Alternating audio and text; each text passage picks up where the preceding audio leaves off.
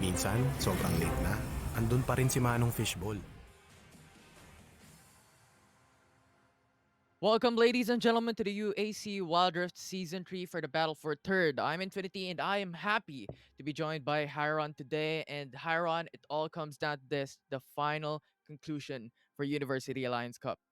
Yeah, that's today. We not only have the grand finals, which is coming later, we're also having the battle for bronze, the battle for third here between West Visayas State University Leviathans versus Technological University of the Philippines Gearhawks. So they got knocked out of the semifinals. Both of them got 2-0, but now they're here to continue to prove that they are a contender in the UAC. So WVSU, the Leviathans, very, very strong organization as well. But TUP, they've got experience in their belts as well with this roster. So I'm super excited to see how this is going to play out for this best of five battle for third. Yeah, and as you stated, this is going to be interesting, right? Leviathans has been entitled as the dark horses or the Hmm. underdogs in this tournament, and now they are here for the third place matchup up against Gearhawks, wherein they defeated in the past. We'll see on what will happen as we jump in immediately into the draft. Yeah, and so far, very, very fast draft here. I believe we are on 2.6, but the three new champions got added are not enabled. We did have a few hits on some popular champions like Ziggs, Irelia, even Zaya, who has shown to be quite popular in the UAC. But for now, it does seem like there is still a little bit of a shift here. Nunu nerfs didn't matter too much, so it's still being banned out here against Mach. And it does seem like Jelly is the one playing here instead of Collagen for Gearhawks here. So none of my stats are gonna apply for the support role right here, but immediately the Camille is gonna get picked up, or are we gonna see a Jace, which recently got buffed? I think that's what we're gonna be seeing here for this one. And you cannot just mess up with Jace. Jace is just very, very strong, a Mhm. champion that can burst down enemy frontliners in a couple of seconds. So we'll see on how Mhm. Jace, on how the Baron lane for Leviathans will play this out. But here on Gearhawks' side, Ooh. we have Camille to go for the individual matchup in the Baron lane. Yeah, this is always what's scary about red side, right? There's that 1-2 punch potential, and with 2.6 slightly shaking up how the bans play out. Of course, the TF gonna be banned here against Appa Ama, as well as the Zed. The Bitter Ends Lee Sin gonna get taken out as well. This does mean that there's a lot open here for the Baron lane here, and the Nami being picked up here for Jelly, so she's gonna be having that enchanter support role as well, taking it away from Leviathans, I believe. With not yeah, Nami is something that Ed brings a lot to the table. Xin Zhao immediately for Mach, another one of his signatures here when he does play. So this Baron lane is going to be very contentious, right? There's going to be a lot of nuance with managing the transformations. When do you go range form? When do you go melee? When, of course, when there's a cooldown on that transformation, that's going to be a prime opportunity for Messick to go for the kill here on Joe. Yeah, and speaking of transformations as well, in patch 2.6, Xin Zhao is not as strong as before. Hmm. He has been nerfed. So I am expected or I am interested to see how Mac will play this champion up against Gearhawks here for the battle for third. And as you stated, we're here with Jay, Xin Zhao, and Lulu for the side of Leviathans in Gearhawks. Now locking in into Riven. How would this play this out, Hiron? Okay, so the Riven here being picked up by Gearhawks at this point, this does indicate to me that it's possibly going to be on Bitter End's side as well. Like Camille is something that Mezic's more comfortable with, but they both played out those champions. So this could be a flex depending on how they feel for the matchup here. I do think that Riven's a little bit more sticky when it comes to targets against the Jace. So I'm not too surprised if Mesic will be picking up that Riven and then the Camille will go to Bitter End. It is both in their styles here. And the Xin Zhao, there have been a few adjustments before, but I think in 2.6 he actually got buffed. Yeah, he actually got buffed here, higher base HP, which means he can probably take one auto attack more, which could mean life or death in the first blood if they go for the gank. The Lulu here does indicate to me that maybe Tello and Ushiro are two of the two-star players here for both of these teams, right? So I think for uh, the Nami here might indicate an Ezreal pickup. That could be the ban. Of course, Akshan banned away from Linevi. And of course, Zaya here banned away from Tello. So then here, Tello could pick up with this Lulu at Tristana. That is possible, but both of them do play the Ezreal. So let's see if it goes through in the last ban here from Leviathans. Right. I must say again, Sinjao has been buffed. Mhm. I'm looking at a different champion from that, but patch 2.6 has just put out a lot of changes for Debuffs. each and individual champion. So this is going to be exciting to see. And now we've just finished the final bans here. Mhm. Action and Zaya to finish it off for Gearhawks and Varus and Ziggs for Leviathans. Now, what would the champion that Gearhawks would prioritize here, Hyron? Looking at the comp right now, like I said, you already have two champions that want to dive in. They already locked in the Nami, so I think the natural addition here is going to be the Ezreal here on the side of Tello. Both, sorry, on the side of Ushiro, both Tello and Ushiro played at Ezreal, and with a Varus and Zaya and Ziggs as well banned here from Tello, he's going to be hard pressed and has to go for the Kaisa. As I was about to, okay, naunahan niya ako. Okay? I was going to say the Kaisa, I swear, but I do think that this is really good here. They have the Lulu to support a hyper carry like Kaisa, and they have a pretty good early game here, early to mid game with the Xinjiao and Jace. And this Gragas here probably gonna be, if it's in the hands of Linevi, it's gonna be high burst damage here. It's gonna be an AP Gragas to jump in and be that holy hand grenade that they need for this comp. Yeah, and this is going to be great. I mean, the Lulu already for Leviathans states a signal that Kaisa is a great duo in the Dragon lane. So, a very good matchup in the bottom lane. And now Gearhawks, the only one left to see is the mid lane. Who will Ama play here with their final pick? Mhm. Ooh, it is Appa Ama here. So the Fizz, he did use it once in the semifinals or in the playoffs as well. So not too surprising here with the Z band. And the Gragas taken away. I was thinking the Cannon to combine with the Hextech Ultimatum, just lock down one member. But the Fizz here just ups the pick potential rather than the team fight potential, though it is still there. And I do like this pickup. They are quite soft in the front here. I mean, they do have frontliners, but they're not the tanky sort. They're more of like the go in and deal damage sort, right? Which is Yeah, technically the the brawler. same here for Leviathans. So it's really just gonna be all about execution here.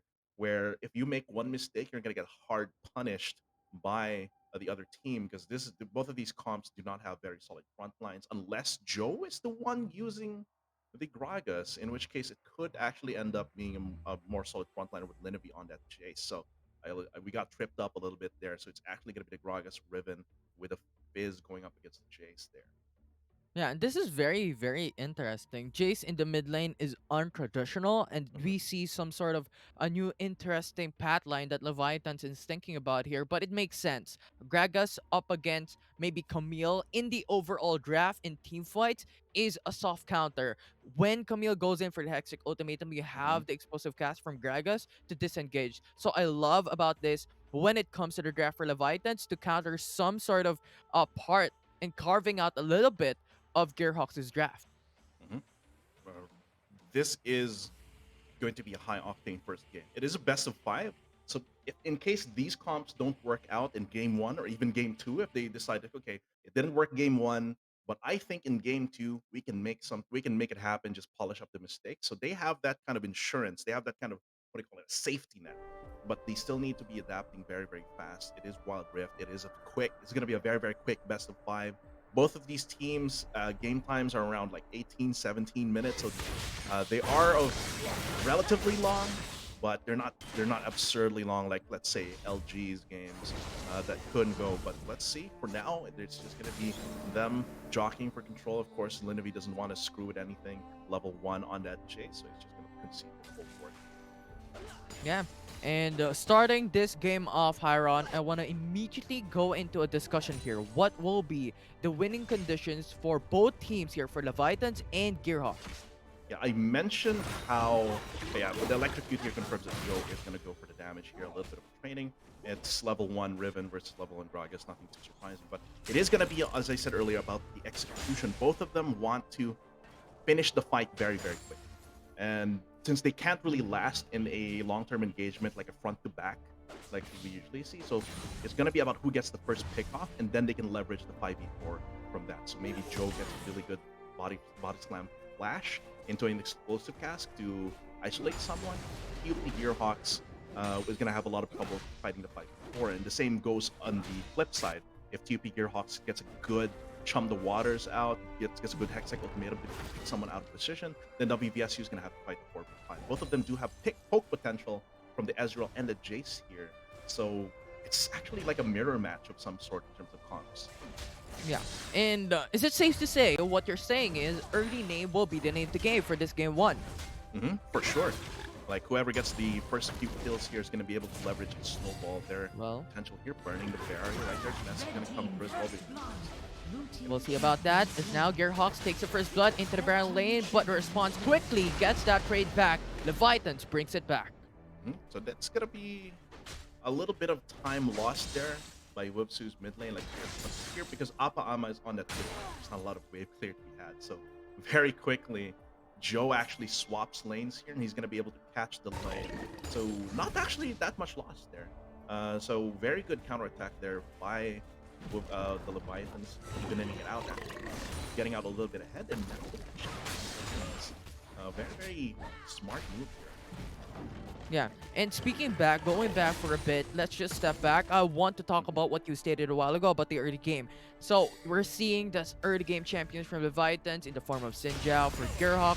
We also have, you know what, a lot of these champions that can really burst down enemy frontliners. And what I'm seeing is you have Kaisa. And now before then though, you have a fight into the mid lane. It's going to be Jace trying to disrupt Ama, but still very, very safe in the back lines, and no one's gonna get killed. I like how they did there. Wasn't a full-on lane swap. It was basically just Joe going, trying to jockey position mid to help out Linevi as well. They almost got this, got the kill out there, and now that they're finished doing what they needed to do mid lane, they just go back to the usual lanes that they have. So it was a very soft lane swap right there, just to get some tempo here for Linevi without losing too much top side. So far, nothing too big. It's basically just these two teams. The moment one gets ahead and kills, that's when they can start really leveraging that advantage that they have.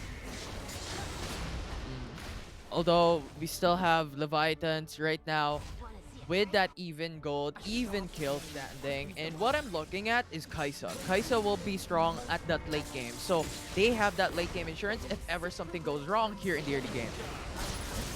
Definitely. And that something could go definitely wrong here. The Skull Shrine is being controlled by TUP, but they're not really in a position to, like, no triggers being pulled this again. Like I said, they can't afford to be the ones to start the Drake unless they're just handshaking him.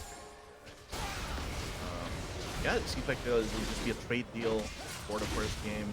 Could be a steal. Not gonna happen, but it's just gonna be Cloud versus Rift Herald here. And in this comp, I would value the Rift Herald more, which is exactly what we're seeing here. We're gonna try and maybe make something happen here. Yeah, they're going for the Rift Herald into the mid lane, so huge pressure, but no kills. It's very dangerous. There's no wave pushing into the mid lane, so Leviathans could call to come back. And with the Rift Herald fizzling immediately there, I actually would, even if they got a few plates here, I would actually value the Twitch more after. I feel like the Rift Herald there was a little bit Still safe with the hands of Lulu. So what you're saying, I actually do agree, because when you have the Rift Herald, the main purpose of that is going to be a tower, but wow, true shot barrage coming in from Lishiro secures Tello.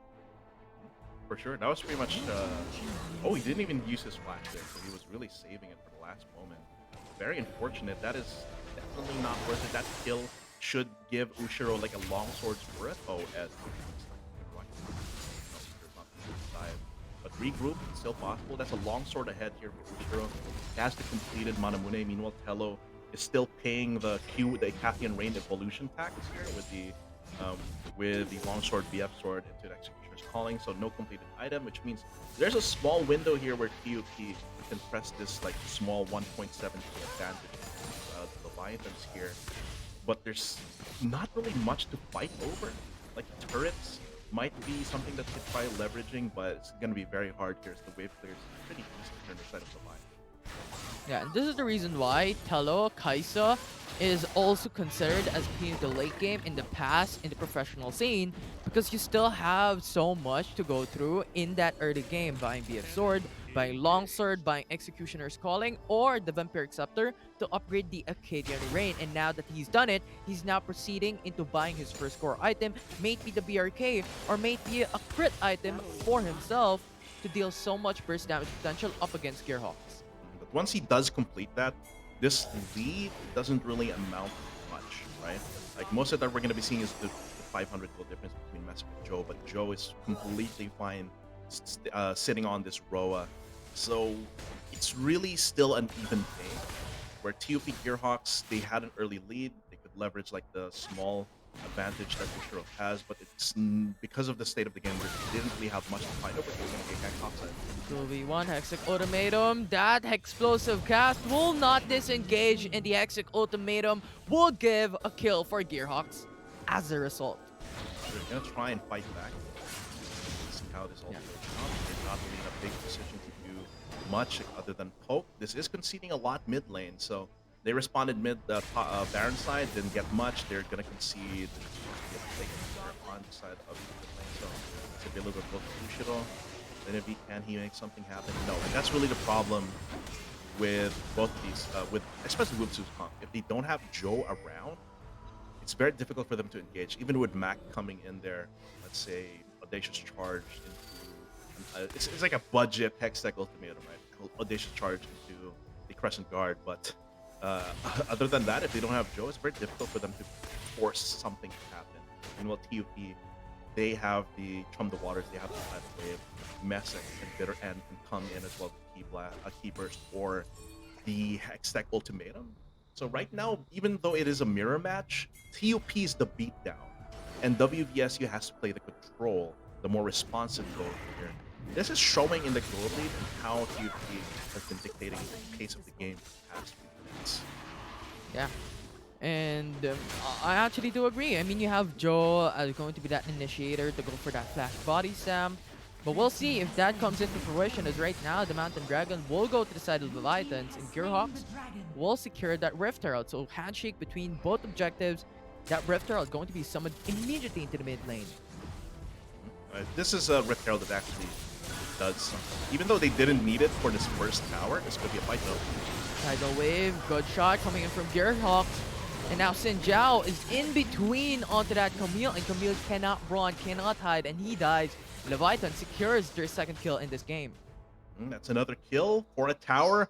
I would say that's definitely more worth it for Gearhawks, but good that WVS was able to take something back. If that was just free, then it would have really set them back more gold against TP. They would be able to catch up in terms of stats for the next team fight. Good explosive cast there. That pretty much stopped the momentum of that team fight, and TUP had to now be on the back foot in that fight, having to run away from the comp that Leviathans was mounting.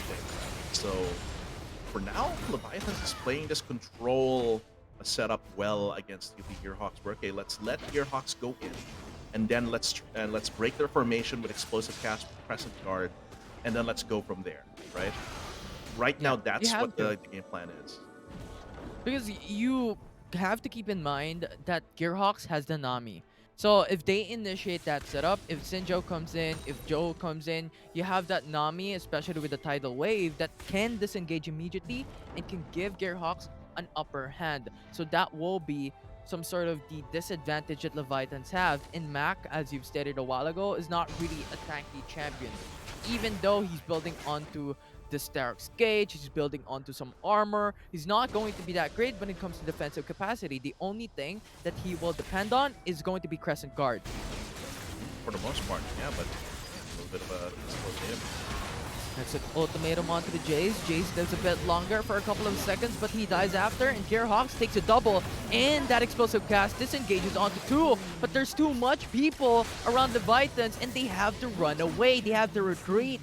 But that Ezreal is so good. He gets that kill onto Kais, and that will be the 4 kills for Gearhawks. And now pressure is mounting here against the Leviathans. They've tried to stem the bleeding. Like I said, they are playing a control matchup here against the beatdown of TUP, even though it is technically a mirror in terms of win conditions. TUP has been constantly going for these advantages, right? They see something, okay, we can make something happen here that'll give us a 2k gold lead or a 1k gold lead, and they repeat that 3 times. TUP consistently getting the upper hand here in the exchanges against WVSU, when ideally for Leviathans, TUP goes in, they get a really good defensive play. They have all the defensive tools that they need to mount the counter attack. But once again, TUP, they know who to target. They know to isolate WVSU. They don't want to go for a full 5v5 or they get punished. And that's what we're seeing so far. Yeah, that's the strength of Gearhawks. They're showing it through and through. And right now, Leviathans is on a 7k gold deficit from what, 4k, 2k? And now this brings them to a huge lower hand up against Gearhawks. And it's not looking that great here. Now, Haron, what do you think will be that comeback potential for Leviathans to bring this back into an even level playing field? For now, what Leviathans can do is against TUP, they're gonna continue looking to make these plays, right? So WVSU can try and leverage that momentum against them, like a judo throw, where if TUP goes in, they have to make a perfect play here with Joe or Mac, right? And like I said, it still plays in their win conditions where they have to play this counter-attacking gameplay where they wait for TUP to go in and then they go for explosive guard. The thing is that the reason they've been killed earlier is that their positioning was off. They weren't traveling as a group, so they got 5v3 here in Linevi. A little bit of danger here. Looking for that perfect play if it happens, but that Fizz with that ultimate chunks the water, goes in for the initial setup, secures the kill on the Linevi, and Ed is now away. It's Gearhawks jumping under the turret. They're going in for that all-in. They want to obliterate each and every single one of the Vitans, and they dismantle this team. WVSU has lost all of their members in that fight. So clean ace there in the 10k gold lead. This is gonna be tough for Leviathans because this is not a comp that enjoys being, of course, not every comp doesn't enjoy being 10k gold behind, but breaking this down, once again, they are not able to mount the counterattack because TUP catches them out of position. And there you might say, oh, it's not really out of position, right? They were behind the Drake pit. They were looking to make maybe a steal play or initiate on TUP after. But the thing is, with how TUP Gearhawks, they're very, very mobile. Hook shot, just a broken blade, everything that Fizz does, and even Ushiro as well, being able to fight from far away with either poke or missile shot or the two-shot barrage. The margin of error for positioning here for Leviathans is much smaller. Like that, if they weren't 5 at that point, and they weren't, then that would have been a clean case for sure. And WVSU now finding 10 behind. This is not a comp that can mount a very good comeback here. Like, of course, they have the late game from the Kaisa. They have a lot of disengage from Mac and Joe. But against TUP Gearhawks, they're playing very sticky champions, like the Ribbon and the Camille and the Fizz. All of these champions, no matter how many times you disengage, if they're tanky enough, like Pentigo, they're like, whoa, nice knockback here. Dodging. That tidal wave, actually, Gragas went in and stepped foot onto that tidal wave, which means you're dead. You cannot go away. You cannot hide. You're just knocked up. And Let's just forget that body slam ever happened into the tidal wave. But like I said, yeah, even with a very nice disengage there from Mac, I believe that was Mac, if they're 14 or 10 to 14k gold ahead, they can re-engage without much consequence. Like if this game was even, they could have gotten possibly something out of a straight up 5v5 where they could tell and initiate with their energy. But here, since they're being straight up outstatted, it's not good for the mirror. Yeah, and I think Tello needs to do something like a miracle play in this fight to actually change things up. Comparing to the bot lane, Kaisa is not there, Tello is not there, it's only Mac and Linevi to fight 2v2. This is not looking that great. It's going to be Sinjao, Gragas even to go for the explosive cast to pull them back in, but Camille just jumps under the turret, gets Mac, and now that's a 2-for-1. Pretty much, and they can continue diving. Here, look at that. Ama playing the play fixer role right here while the rest of the team is demolished. This has to be game, pretty much. Joe cannot defend it on his own. And there we saw a very good counter engage from WVSU to Leviathan. But once again, because they're 10 to 15k gold behind, there's even if they go for a disengage, like once again, the consequences for re-engaging are not too dire for the Gearhawks right there. So happy faces on game 1 here for Jelly and the gang, but this is a best of 5. WVSU, the Leviathans can still mount a counterattack here and turn the momentum in their favor, force a 1-1 reset for this Yeah, match. it's 2 games more for Gearhawks if they want to win for the battle for third. So a lot more space for Leviathans to bring it back. And now let's look at the replay. Let's get the highlights. Mhm. What happened here, Hyron? Like here, once again, this was a pretty long engage here, and they got a few good disengages, right? They got a few good explosive casts. They got really nice disruption with a body slam. Like at one point, we saw, oh, once again, here, pretty good disengage. And here, if the game was even, perhaps they could have gotten away or mounted a counterattack since the rest of their members are here, right? But because at this point they were 10k gold behind, TUP can go for the re-engage despite being pushed away the first time, and they have more gas in the engine, right? So Yeah. WVSU is spending more than TUP is spending themselves to mount that counterattack. So TUP is like, okay, we'll just throw more stats at the problem, and that's essentially what happened here. Same thing in the bot lane earlier. Yeah. And I get the analogy, and even then, if Gearhawks is using up fuel, using up gas, they still have that only refill, bottomless gas here, right? Because they have a lot of CCs, even if they don't have their ultimates, you still have Camille with a stun, with that hook shot, you have Riven with that stunts and knockups. You have so much coming in from Gearhawks' draft, which just brings the Vitans in a huge disadvantage, especially with that early lead that you keep on talking about a while ago when the draft had started with this composition from Gearhawks. And that fight earlier in the replay at like 9 minutes around the tower, that was a really nice explosive cast. But at that point, they were like 3k gold behind. So TUP Gearhawks decided, okay, we can still go for the fight here. Maybe we can get ahead. They did get punished a little bit with a kill, but that's what small differences in gold can mean for TUP. That's where the power spikes come in for the Ezreal as well compared to the Kaisa, and it's a little bit tough here. And I do think that WVSU's draft was sound, right? And it's including the itemization for Mac with a little bit tankier with a Dead Man's Plate as well as a Sterax for the Shinjao. I think it's sound. It gives them that ability to once again play the control against TUP's beatdown here. But the thing is, a lot of mistakes in terms of positioning, in terms of decision making as well. The positioning was a big part. Like TUP got, rather WVSU got caught out of position by TUP so many times here. Um, that's where the 2K into 4K into 6K into 10K gold lead came from, and it all fell apart from there. Yeah, and if Gragas actually went in for more of a tanky build, I think the storyline from this game one would have been different.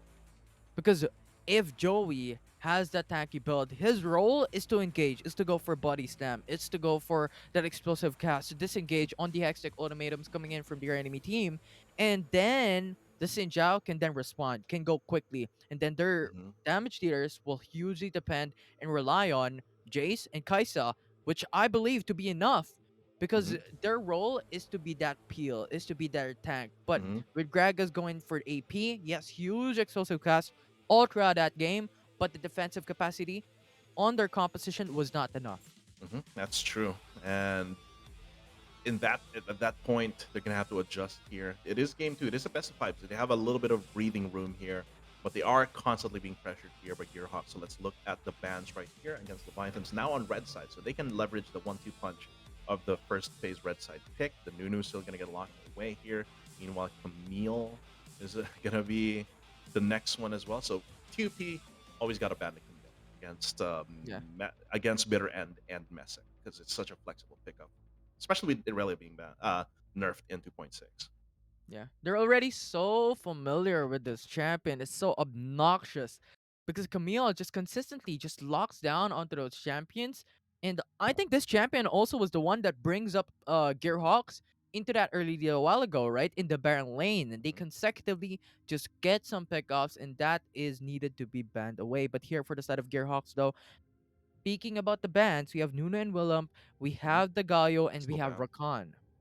So here's going to be the Olaf, and the Karta Camille ban is going to be standard against TU or against the WVSU here. Or sorry, Gearhawks rather. But the Nuno Galio, I think Galio would have been a nice addition to that mid lane. Of course, that would entail sending Jace over to the side of Baron lane here. Meanwhile, replacing the mid lane, replacing the top lane Gragas. But I do think the Galio would have been a nice pick. But of course, banned both times here against the Leviathan. So wow, that's interesting. That is a priority pick Nami coming in for the Gearhawks. So not I wouldn't say that's a very powerful first pick here. Even though Mhm. you're taking away from Ed, right? But I feel like there's a lot of power picks that you're giving up on the blue side to prioritize Nami. Meanwhile, is Linavi's Akshan and it's gonna be Max's Lee Sin here coming through for Leviathan, which I think is a very strong 1-2 combo.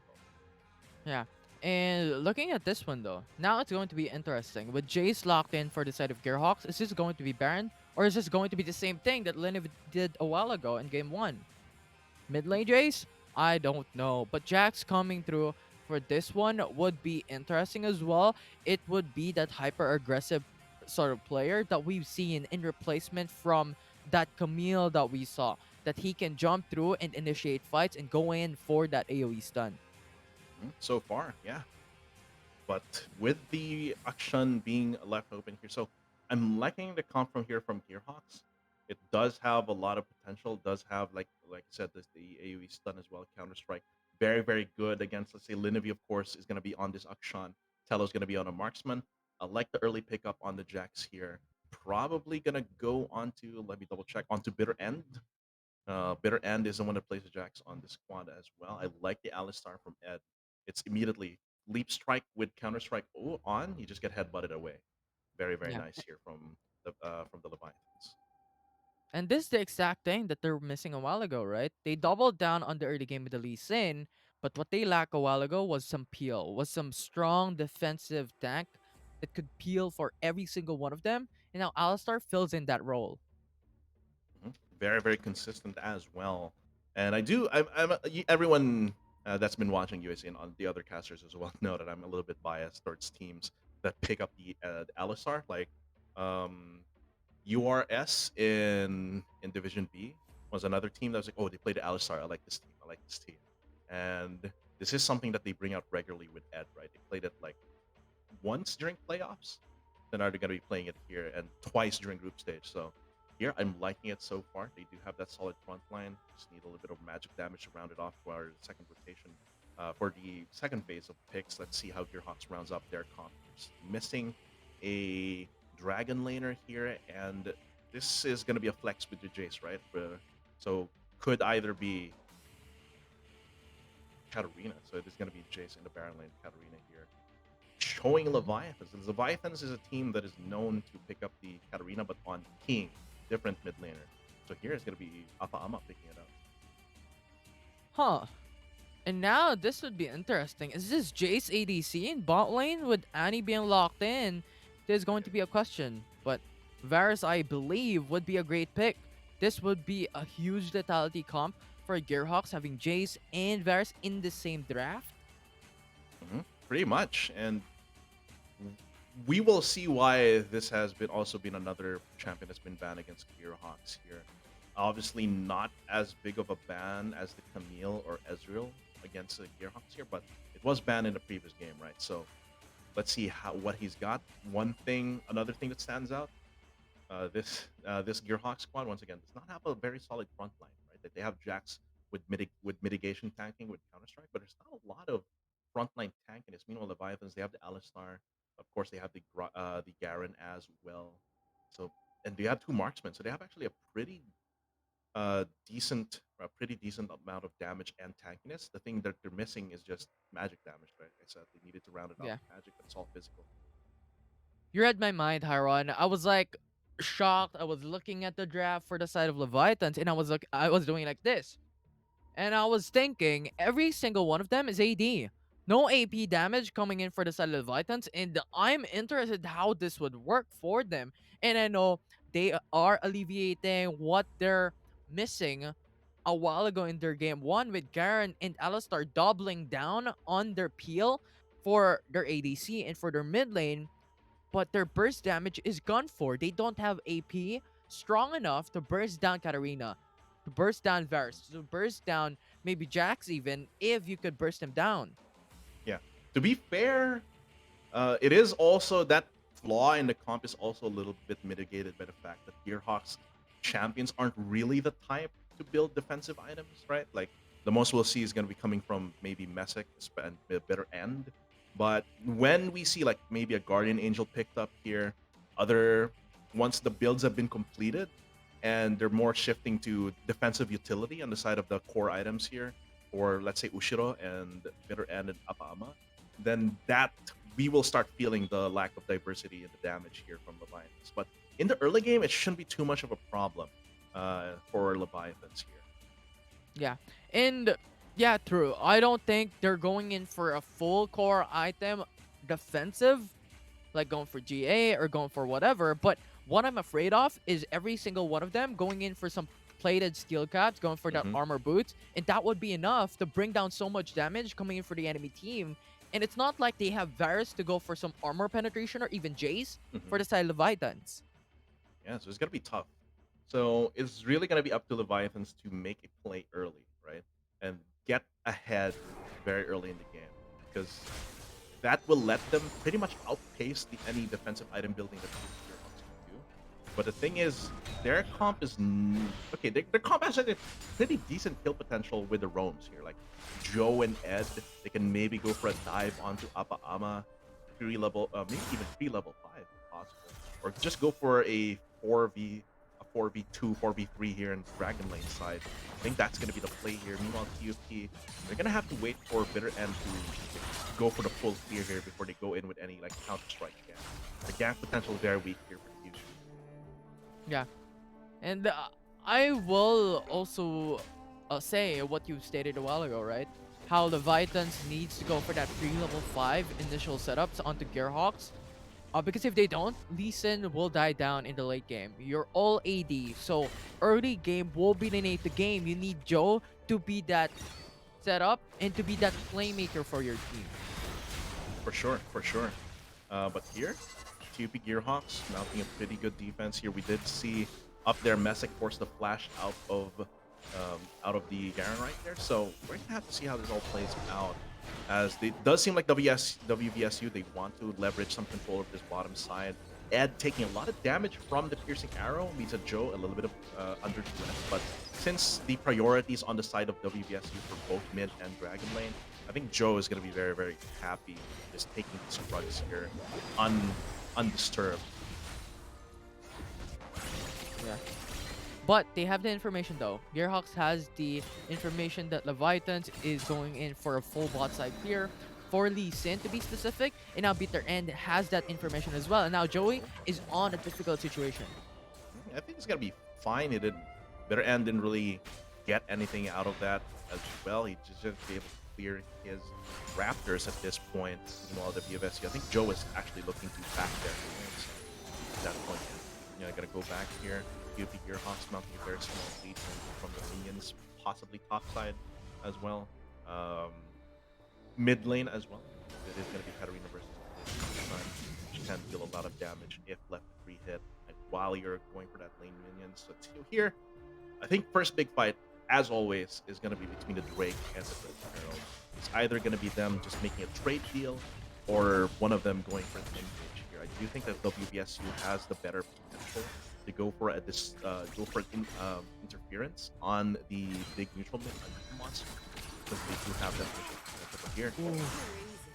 Good setup coming from Bitter End. Went in for the stun immediately with the ultimate from that AcadArena, but Bitter End stepped too deeply onto the turret, and that just went in for that range. Got him killed. 1-for-1 for both teams. 1-for-1 actually good there from the Leviathan. Like, they had to spend 2 members going in on that. Meanwhile, all he needed to do was survive. I think he played that as best as he could during the fight itself, but obviously you could argue that, okay, if he had better vision around his lane, if he had better communication, he wouldn't have been ganked in the first place. But in the end, Ed, it's a little bit of a bunch, so they might actually fight over this Rift Herald for now. But WVSU being the ones pushed away, TUP taking the momentum here for the vision game. But WVSU, like I said, they have the potential to disrupt this, but this is a 4v5. So the most they can do is try and delay so that Hello can get pick something up bot side. I don't know if that'll be worth it. All ultimate charge here.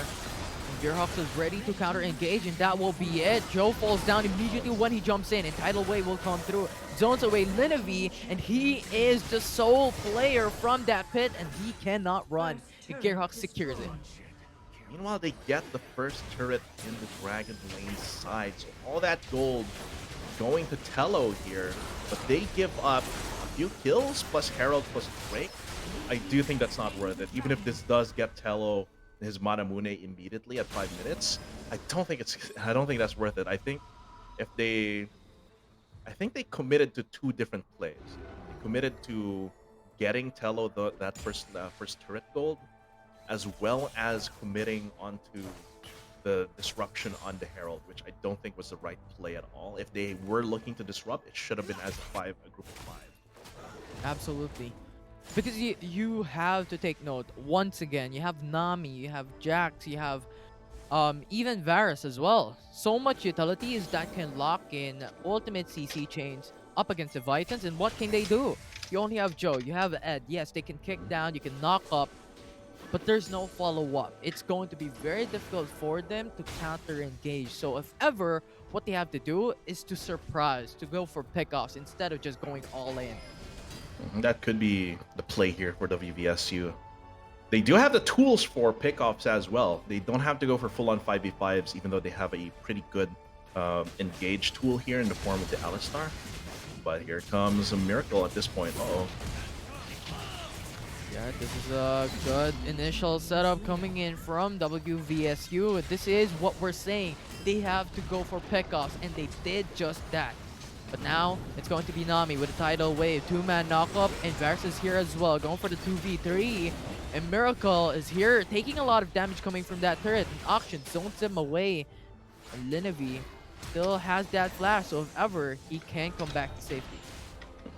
So that's a good counterattack here by WVSU Leviathans. They did pretty much exactly what you asked them to do, which is to go for a pickoff there. They got 1 kill. They got a lot of damage on that Baron Lane turret, so all they need to do is like breathe on it, and it should be a little pocket of gold for themselves.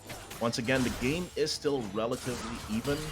It's just gonna be about how long. Okay, Tello playing with fire there, flashing in for that as well, but Teal is gonna come through. And here's an arrow though with Airy not being enough to finish it off. But so far, WVSU have could see some control over this mid lane, but waves have been cleared, so TUP can't really get much from that. Yeah. Although Jack is doing so much work in the bottom lane, and they get that turret trade-off up against the Vitans, and now they still have that gold lead coming in from that turret. So far. And they can, once again, WVSU can get back a little bit of gold by taking out this top lane turret. And if they take us down, this actually puts them in a pretty good position to go for mid lane. But this, okay, the play here, okay, they're getting out immediately. Because if they had committed further onto Messick there, it would have actually just been a collapse from a 4v2, 4v3, and then TUP Gearhawks would have gotten a big win. So good restraint there from WVSU Leviathans. Just waiting for the next Drake and Rift Herald, I suppose, for this one, for the next big fight. But with both turrets taken out on the side lanes for TUP, this means WVSU can kind of pinch this mid lane, right? They control the flanks, they can control the flanks and then pinch onto the center, which means theoretically they should have better control over either the Drake or the Rift Herald. It does seem like they're posturing for the Rift Herald here. Let's see if TUP Gearhawks contests, or if they try to go for the Infernal instead, which I think is a very worth trade Herald for Infernal at this point in the game. Yeah, but it looks like Gearhawks now patting themselves way into the Rift Herald, so that's a priority here for Gearhawks onto the Infernal Dragon. Are they going to commit, or is this a bait? Are they doing a double bluff here? Oh, they could get pincered here. Gearhawks, they're backing off. Oh, good flash coming from the Alistar, went in for the 4-man knock-up. This is great coming from Vitans, and they have secured that initial setup to bring down Messick, to follow through, but instead they get counter-engaged, and that will be the 4-for-1. The only one left for the Vitans has been killed, and they get shut down by Gearhawks. That is absolutely tragic. They get a really good initiation at that point. So let's play it back with a replay. Look at this. What a perfect setup at this point. But in this choke point with the Nami, they're actually able to delay long enough, and with Bitter End infiltrating the backline, Tello Tello basically had no free space for himself. Very good initial start there, but the Nami and the counter-strike from Bitter End as well, I think, were very, very, very big factors in that fight actually going up in TUP Gearhawks' favor in the end. So right now they get both they get the Drake here, they could potentially get the Rep Herald at this point, but WVSU not making it easy. This a bad engage from TUP or a bad counter engage from TUP might mean WVSU takes momentum. But they get the Rift Herald, they could possibly take this onto the top side here, go for a 3-2 split here, pressure the Akshan mid lane. Meanwhile, they have all the poke in the world from the Jace and the Varus to try and contest this top side here. They have to be careful. Ed's looking for it with the Proto Belt. Alistar once again does miracle plays here. Now Alma is onto the mid lane, going through it onto top side, but he dies through with that action, coming in with a quick response. Tidal Wave trying to make this fight upside down. Can they do it? As Garen will be left with 1 HP and they can't. It will be a 2 for 3. Oh man, another good engage there. Absolutely cut short by TUP Gearhawks. Good defensive play here from TUP Gearhawks. I don't know if we're gonna get a replay of that, but even with the rocket belt into the pulverize, Leviathans didn't seem to have enough damage to finish that off. Like, of course, their Linery arrived a little bit late, gave TUP Gearhawks a little bit of time. So once Jelly and Ushiro were there, that was just TUP fresh in the fight. Like they tag in Jelly and Ushiro, they're fresh in the fight. Meanwhile, WVSU, they spent a lot to try and get those initial kills. And at that point, TUP Gearhawks counterattack, 5k gold lead here. Not looking good for Leviathans. They're not finding those sweet engages that the comp wants. They are getting the comps, the initiations, but the follow-ups are not quite there yet for WVSU. And like I said, that yeah, what we talked about a while ago, right? Pure AD, and when we saw the boots from Gearhawks, it's majority of them, 3 out of them went in for armor skill cap. So just that plus 15 armor brings down huge amounts of damage for Leviathans. Yeah, and without the magic damage, as I said, there's not a lot of burst damage. So I guess, like I said, this won't be a problem very early, but once those boots are completed, once possibly secondary defensive items are completed, which we're not seeing just yet for TUP, but once you get the plated steel caps were a big swing here in favor of TUP, and WVSU not able to finish it off here at that point. So with 6k gold behind, this Lee Sin obviously has scaled away. It's pretty much just a Dragon's Rage bot right now, where Joe's only purpose is to use the Black Cleaver to wear them down so that their actual damage dealers can come through. Bitter End gonna get knocked up. I think he's pretty much dead here.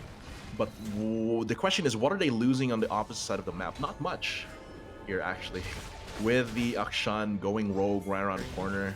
He's gonna get spotted out here, though, and I think he's just gonna get beat up with no recourse. Ooh. Good trade. Yeah, he was pretty much being sussy right there, right? Being a sussy rogue on the Baron lane side, 1-for-1, definitely not with it. Although it was a jungle for the mid laner, I don't know which is much more heftier when we're looking at a balance scale here for Leviathans and Gearhawks. Although you have to remember, 20 seconds on the clock for that Ocean Dragon, and the Baron is currently alive. So these are big objectives. If you lose this, so much will come in favor for one side of another. So I do think Baron might not be a priority here for Gearhawks right now. Their comp could, even though they are 6k gold ahead, if they focus too much on Baron, they could get engaged on by WVSU Leviathan. So here I think they're going to go for the third Drake. Investing heavily on those Drakes is good here for TUP Gearhawks, because the more, okay, Ocean Drake plus Mountain, right? This means that WVSU Leviathans are going to have a much harder time trying to finish off these fights even after the engages. So here they're defending very well with those pokes, Shock Blast and Piercing Arrow, keeping the WVSU at bay. They're trying to trade this mid lane tower. They finally pinched on it, but it does seem like it is more worth it for TUP. They get the outer turrets from TUP, but Leviathans does not really have the space to make use of those outer turrets being taken out.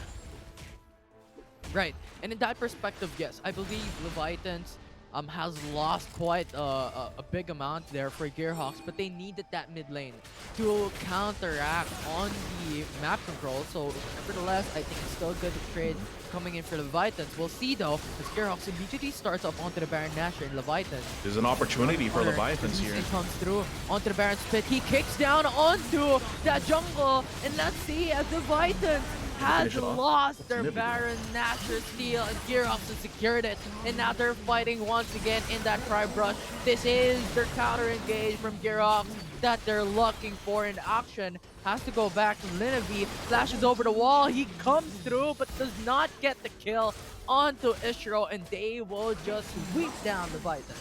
I don't get it. They get a really nice engage from Ed, and they don't commit.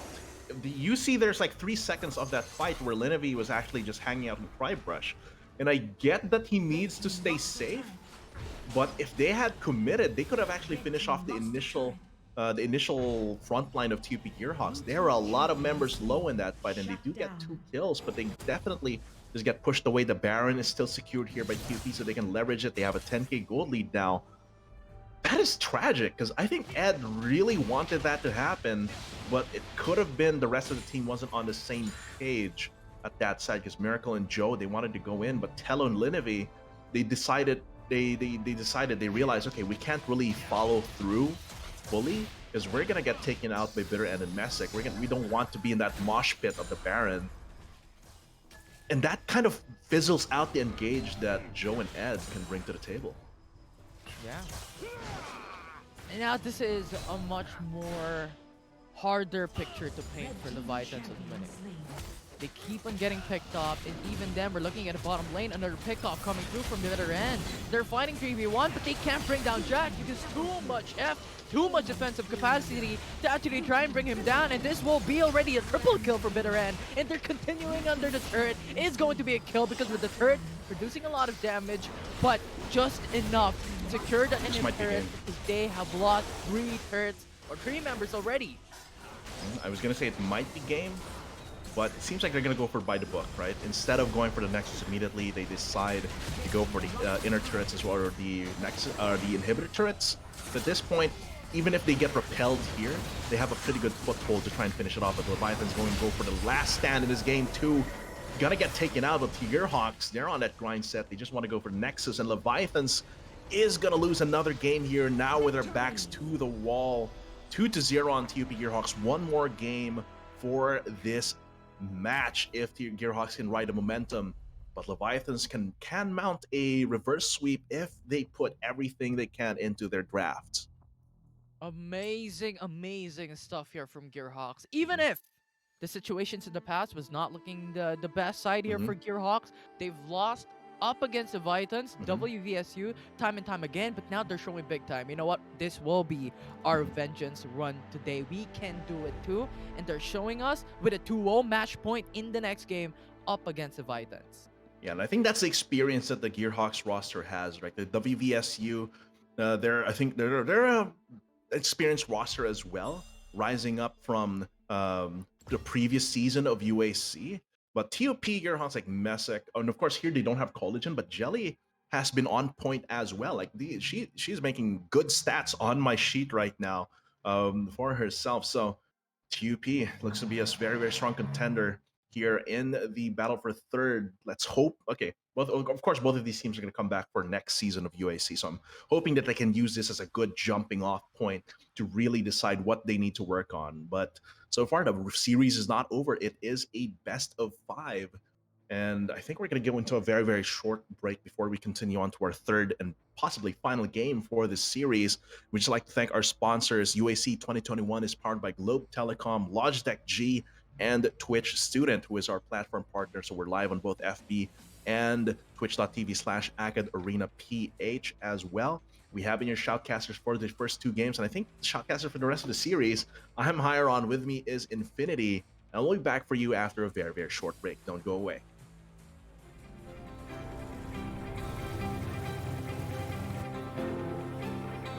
Ang nagagawa nga naman ng pangarap ng isang magulang.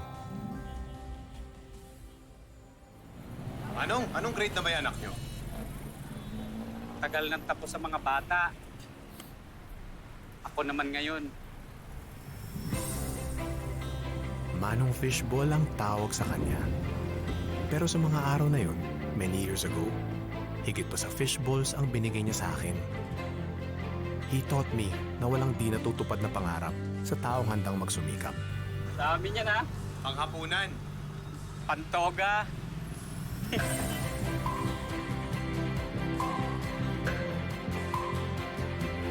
ang pangarap. Atin ang pagsisikap. Atin ang mundo. Globe.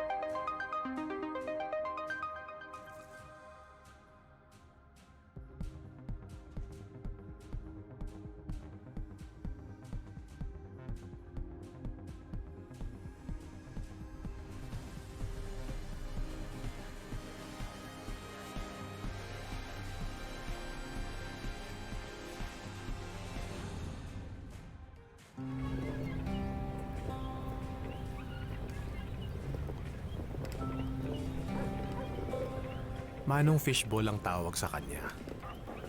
Everyday siya kung dumating. Kaya parang institusyon na siya dito sa area namin.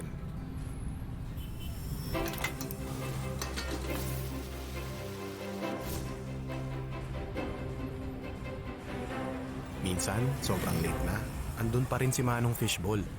Ginagabi kayo, Manong! Enrollment eh.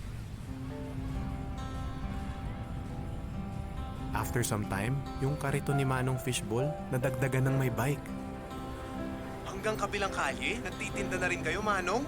Ang notebook. Sunod na taon, pati menu nadagdagan. Nax, may squid balls na! Welcome everyone to the match point of the University Alliance Cup Battle for Third between Leviathans and Gearhawks. Once again, I'm Infinity and together with me is Hyron. And Hyron, we're down for a potential last game here. If Gearhawks win it, they are their third place for UAC. For sure. And here it does seem like Leviathans went for a full pivot where we saw Joe in the Baron lane side and Mac in the jungle side for game one. Game two, it was actually Joe in the jungle, which he does do very often as well, with Miracle on the top side. Though, yeah, and their champion pools aren't too different. They aren't too different, so it didn't change much. I think, but it might be the feel of the players themselves. You know, so Joe, we're gonna have to confirm. I don't think I've seen Miracle play on jungle side for them in the group stage or the playoffs. So if Miracle is indeed gonna go into the top lane role, the Baron lane role, and Joe. If Miracle is going to go onto the jungle role and Joe is going to stay in the Baron lane, this is going to be new for me. So Camille being picked up, this could be Miracle on the Baron lane side, but this is also in Joe's wheelhouse as well. Riven immediately get picked up here by Messick or Bitter End. Yeah. This is the toppings of Gearhawks, right? Mhm. Nami consistently showing up from game 1, game 2, and now in game 3.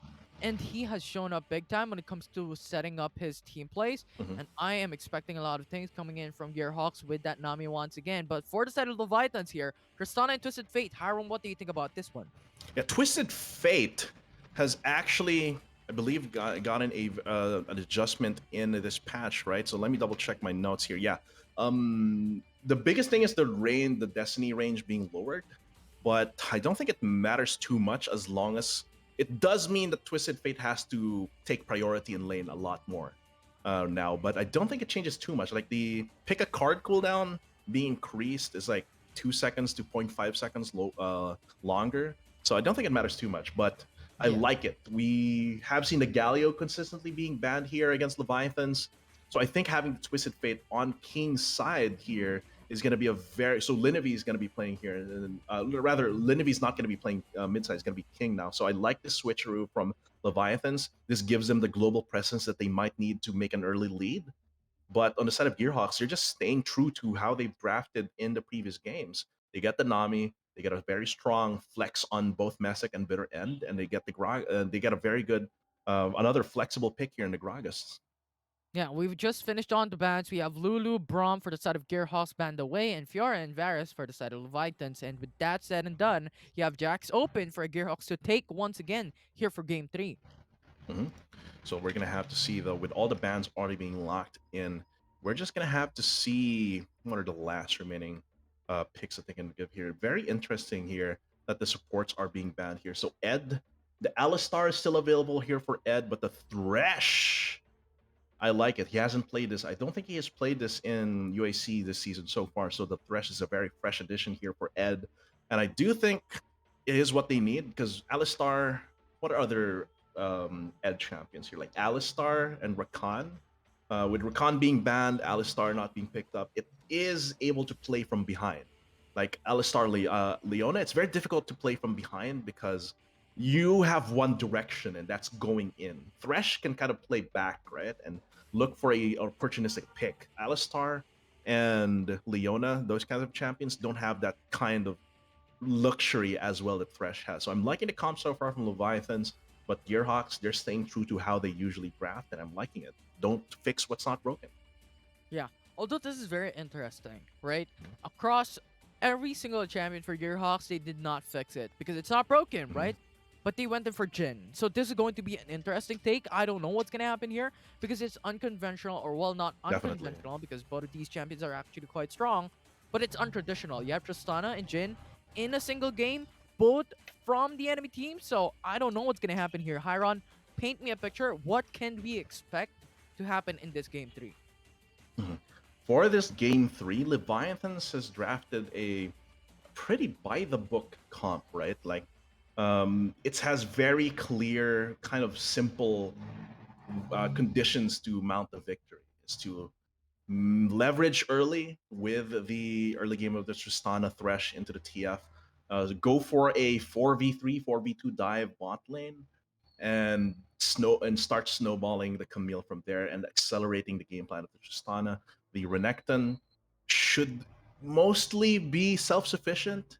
Self-sufficient even against the Riven here. Meanwhile, for Gearhawks, we're definitely gonna see a lot more action post level 5 for this team. So that's when you're going to go for possibly a mid lane dive, take priority mid to prevent King from roaming around, especially with a lowered cooldown, lowered range of the Destiny. He needs to be really pressing his advantage or pressing his attack on in lane to get the priority, so he can get the space to teleport where he needs to be.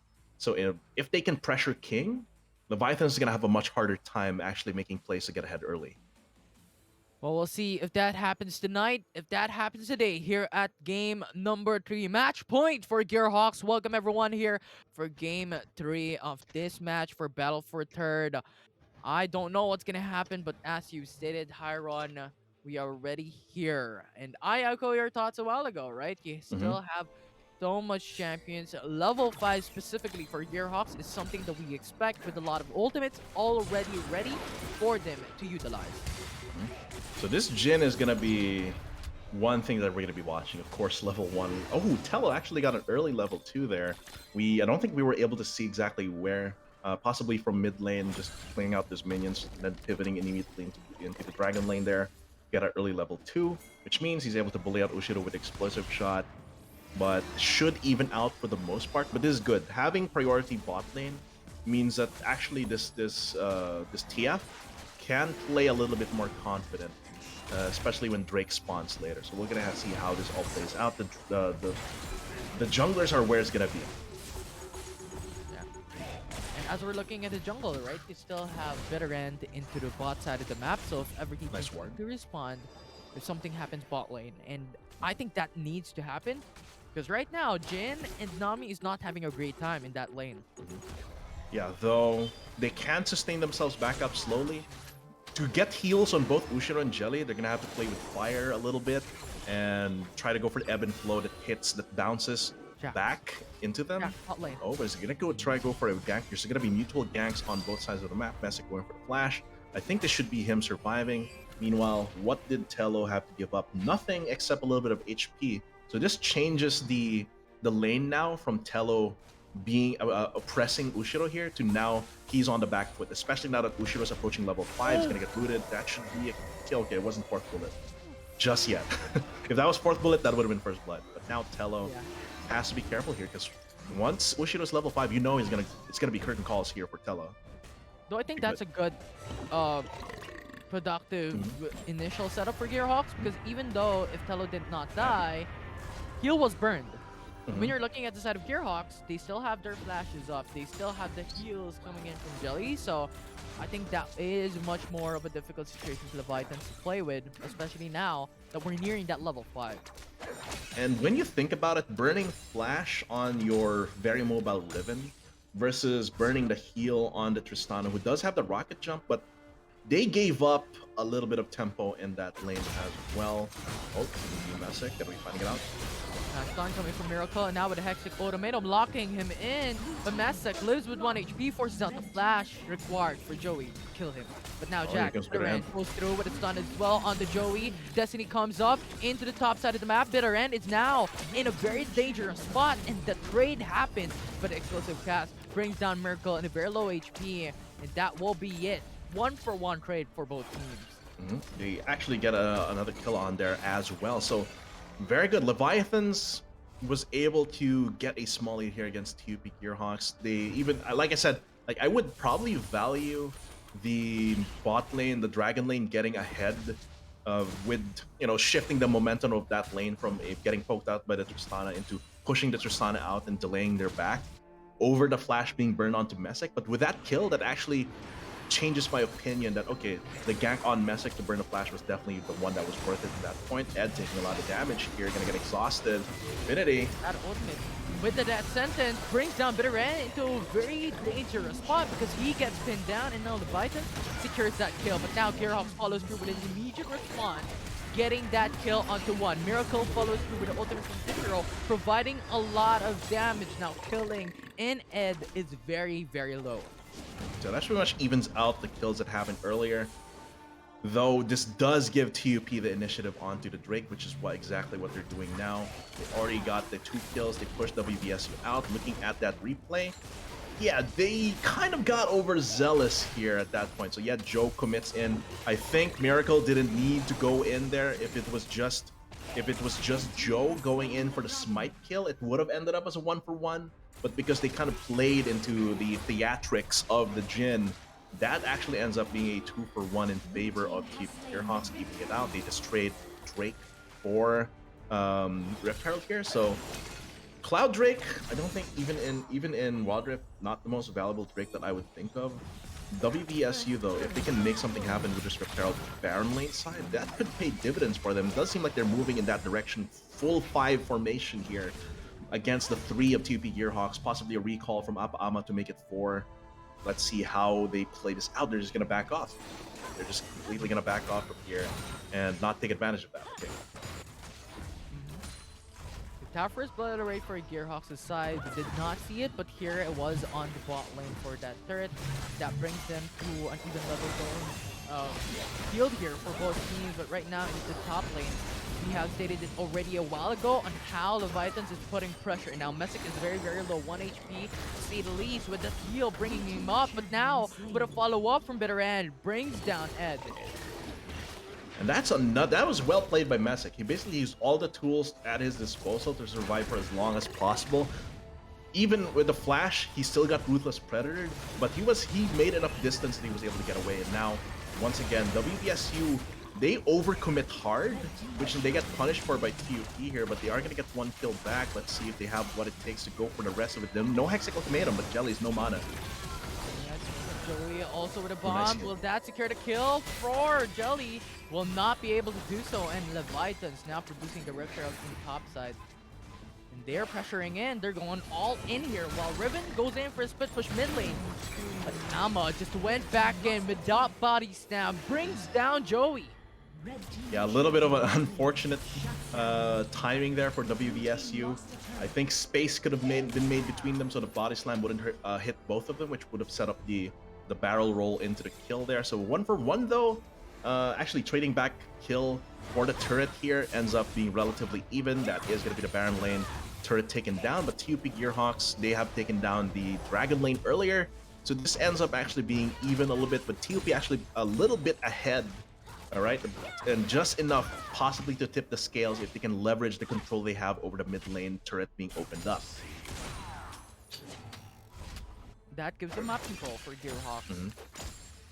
And then now it's an interesting situation, right? Because Gearhawks has the turret lead, and everyone is even when it comes to kills, and then even in kills, or not kills rather, but gold as well.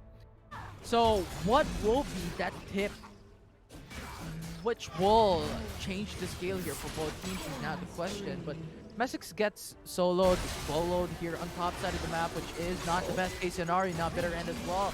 Tries to dive in, up against Leviathan. Very disastrous situation for Gearhawks. Loses 2 members. Oh, that's gold card. Okay, that was not a gold card. That was just basically the odd attack here. But when you were talking about what's gonna tip the scales here, one, of course, obviously is going to be small mistakes like that, give 2 kills for free over WVSU. But I think the biggest one is going to be Telo's second item. I think that's going to be the biggest one to look at for WVSU, because that's their next power spike, right, for this Tristana. Meanwhile, for TUP Gearhawks, if they can leverage this time where only the static Shiv is available here for Telo, then possibly they can make something happen, and that's usually going to be around this Infernal Drake. I do think Infernal Drake's a big, juicy target here. The Rift Herald could be valuable for Leviathans to open up the mid lane, but I think the Infernal Drake is too big of a damage boost later in the game to give up at this point, but it might be a fight. Destiny already wasted, is already used up. Now Veteran jumps through, but no stuns will connect. That explosive cast going to be massive. Uses down the Hexic Ultimatum, and now it's rendered useless. Now Joey has fallen with Gearhawks losing Bitter End as well, 1-for-1. Both junglers dead. Yeah, I think the MVP of that fight is actually Miracle. Coming in, he didn't get any kills, but he damaged TUP Gearhawks. Look at all, if you look back on that, the damage from the AoE slice and dice into Call the Meek was enough to push TUP Gearhawks. So now they're on the back foot trying to go for a steal onto this Drake here. Ed, very, very good body blocking here. No hook's going to be available for them. They do secure the Infernal Drake, and they're actually in a very good position to just yeet out of there. Leviathan's getting a small win out there just from a Miracle getting all that damage out against TUP Gearhawks. So now they're the next stage, the next battlefield. Let's see. TUP Gearhawks has the initiative on it. I think they're going to be able to secure this without too much contest, since Telo had to back off. Yeah.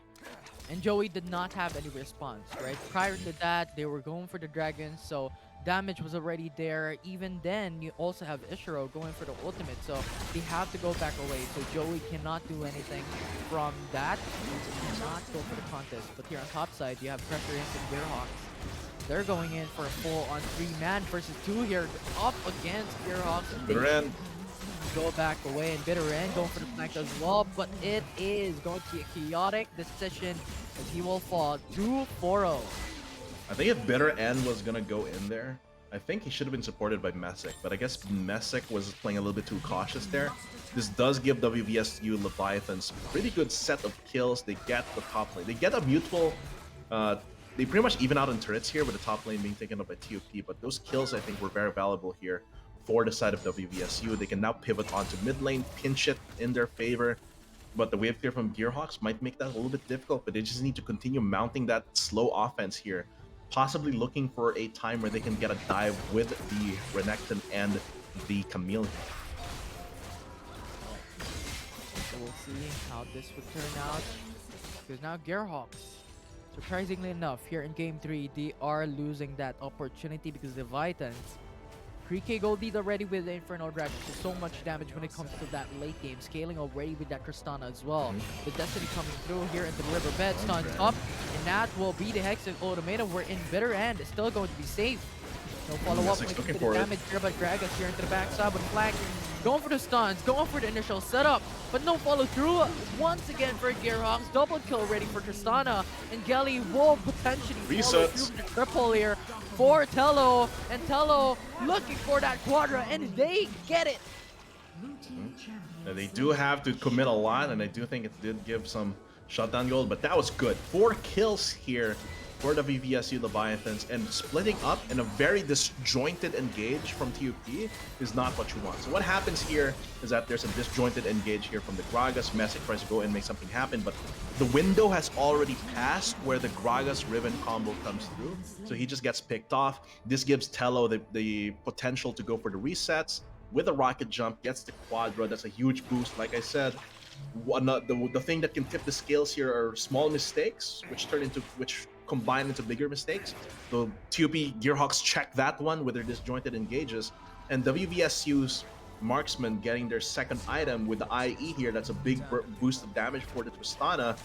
2 checks completed for WVSU Leviathans, tipping the scales. Meanwhile, TUP, they weren't able to tip their own scales by engaging upon WVSU before any of this happened, of course, making the mistakes that they did earlier.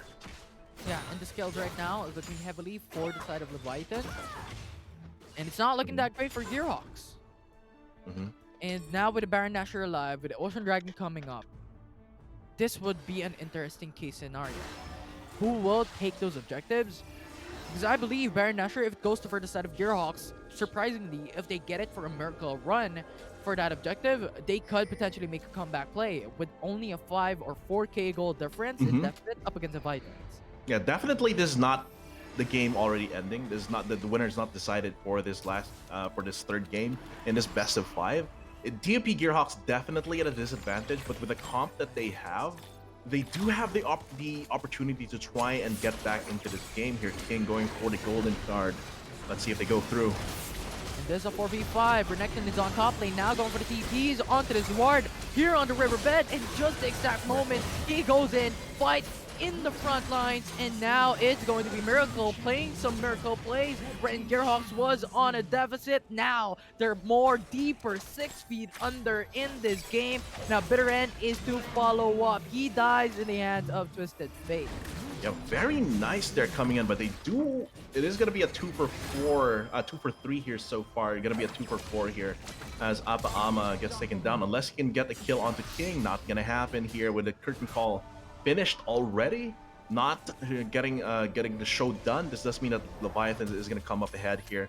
Very nice initial engage there. Tello split the fight, and I like the angle that he went for. They went away, and here Miracle once again being the frontline damage for his team. He has not scaled out off just yet, not fallen off just yet on this Renekton. So he was a big enough of a threat to give the Tristana some room to escape. And even though it's pretty much a 4v5 for the first part of that fight, because Miracle was able to pad his team's HP just by soaking up damage and then coming in, slice and dice, call the meek for that AoE, was able to get finished off here by WVSU, taking control of the Ocean Drake as well, making it harder for TUP to win in these later fights. Now it is already 6k gold lead, 7k gold lead for Leviathans. Time check within 15 minutes into the matchup. And when it comes to levels as well, you have to look at these levels coming through. There are some champions still falling down behind for Gearhawks, level 11 for that support, level 12 for Messick, where you have for Leviathans, level 13 already for Joey, Miracle, and King, and even Tello as well. And this gives a huge disparity on this game number 3. So far. Looking kind of hard here for TP Gearhawks so far. And WVSU Leviathans, they have been playing to their win conditions. They know that right now, the bulk of their power is coming from Miracle and Joe. And of course, King has been on point with the gold cards. If he's able to find someone with the rocket belt or the proto belt into the gold card, he is going for it. And we have seen it consistently, which sets up the front line. Of course, Joe coming in, big threat, very difficult to take down because of the GA Sterax as well as the adaptive defenses. Miracle comes in, just a big ball of stats and self-sustain with a dominus, with the rest of his rage abilities coming up as well. And this gives Tello all the space that he needs to kind of pad the kind of lukewarm mid game that Tristana usually has. And here, almost finishing up his 4th item here very, very soon. Could potentially be the coup de grace here against TUP Gearhawks in this game 3. Meanwhile, Gearhawks, they still need to play around Apa Ama here. Meanwhile, Messick has been kind of lukewarm, 1-4-5, not the best score on a feast or famine champion like Riven. So gonna have a very, very difficult time here for Ushiro to try and Ushiro and Bitter End to try and scale up. With Destiny here on top of the map as well to follow through with that 3-man engage coming in from Leviathan. Now Gragos comes up, huge damage, and now with the explosive cast, disengages on 2, that kills on Tello. Now King has to go back, he doesn't have his ultimate, the flash will be there though if ever something occurs, disastrous situation with that stun onto Jelly. That flash already burned to go back away to safety. Yeah, and that's what I was talking about, what they needed to do here. WVSU kind of overcommit onto this turret here. A lot of damage being burned here onto Bitter End. He's able to survive enough to go for the counter strike, and after that curtain call, very nice. Not the best, a little bit late there, but the good thing is that Ushiro was able to get some kills. Apa Ama able to shine there as well. Messick possibly getting some kills for himself. This game is still very, very, even though with the 6k goal ahead for WVSU Leviathans, they are ahead, but TUP can take this from them at any moment if they screw up, especially with a Baron and the Elder Drake coming up. Oh, not Elder Mountain coming up very, very soon. And we've just seen it. We've just seen that potential screw up that can happen wherein Gearhawks will utilize that situation in their favor, right? They won on top side because the Vitans was going in for an overzealous type of situation wherein they want to dive under the turret to get 1 kill. But in turn, Gearhawks got 2 kills instead. And then another to follow up wherein they traded onto the mid lane turret, which gives them huge map control in this game. Because when you're looking at the Vitans, yes, they have a lot of turrets, they have objectives rather, but they only have taken 2 turrets. And that mid lane turret is still alive, tier 1 even. Yeah, and this is pretty much the bastion of defense here for TUP Gearhawks so far. This is their rally point. Of course, it's a first tier turret, so it can go down at any moment, especially this half HP. But this is basically their rally point right now. They're actually are they gonna start this? No, they're just gonna poke it out. Maybe force a reaction here from WVSU Leviathans. They're actually gonna start wearing it down with Bitter End. He's gonna get revealed by the Destiny here, so I think that's a signal to get out of dodge. Destiny being used here, that's one big tool, but now it's gonna pivot onto WVSU Leviathans. They're gonna be the ones starting it. TUP Gearhawks, they have a very good opportunity to disrupt this with Tidal Wave, with Explosive Cast, set up the kills for Messick and Bitter End and Ushiro, and it's just gonna be the Dragon Dance right now. Yeah, all ultimates ready for Gearhawks. Destiny not available for the Vitans, but the rest will be there. Now that sentence will be huge on to Bitter End, but follow up. Neston coming in for Twisted Fate, going to be massive as well. Stays an enchant to delay it, and now look at the flash body sound coming in from that Gragas, but that sentence brings him down, and now they lose their engage, and Gearhawks will lose, has to run, they have to hide. They lost 2 members, and now this is a 3v5. Yeah, it's gonna be a 3v5 here. Look at that, not caring about the curtain call. Miracle stays strong. They have the initiative onto the Elder, and this is gonna be huge coming in from WVSU. TUP Gearhawks, how that fight went down is it was both frontliners diving in. So Joe dove in against TUP, and Apa Ama diving in onto the backline of TUP. But the thing is, I think his body slam flash actually missed. It wasn't able to get a full burst combo onto Ushiro. Meanwhile, Joe just needs to hit those auto attacks right there, so they could steal the Baron Asher. That's something that they could do. Close up the game to 5k gold deficit, but it's still gonna be tough here. Even with a Baron being taken, this is mostly just delaying from them.